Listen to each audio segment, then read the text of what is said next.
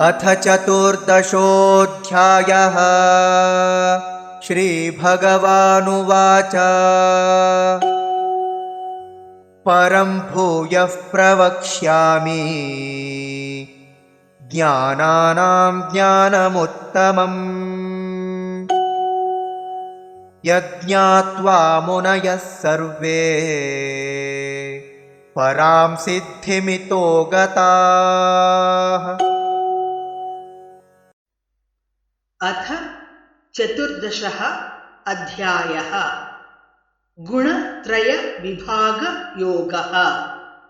श्री भगवान् उवाच परं भूयः प्रवक्ष्यामि ज्ञानानां ज्ञानम् उत्तमम् यत् ज्ञात्वा मुनयः सर्वे परां सिद्धिम् इतः गताः।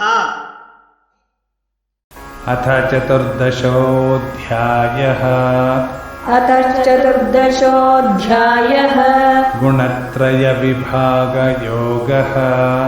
गुणत्रयविभागयोगः।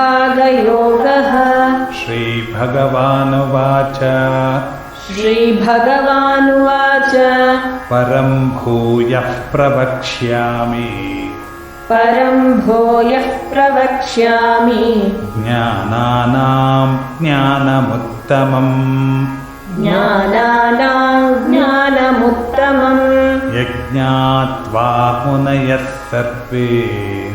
यज्ञात्वा मुनयः सर्वे परां सिद्धिमितो गताः।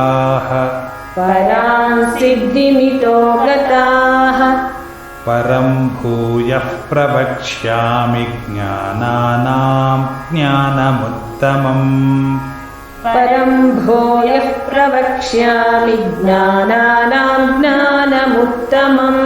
यज्ञात्वा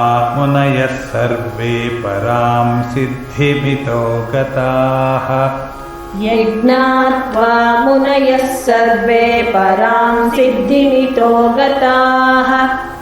परं भूयः प्रवक्ष्यामि ज्ञानानां ज्ञानमुत्तमम् यज्ञात्वा मुनयः सर्वे परां सिद्धिमितो गताः। परं भूयः प्रवक्ष्यामि ज्ञानानां ज्ञानमुत्तमम् यज्ञात्वा मुनयः सर्वे परां सिद्धिमितो गताः।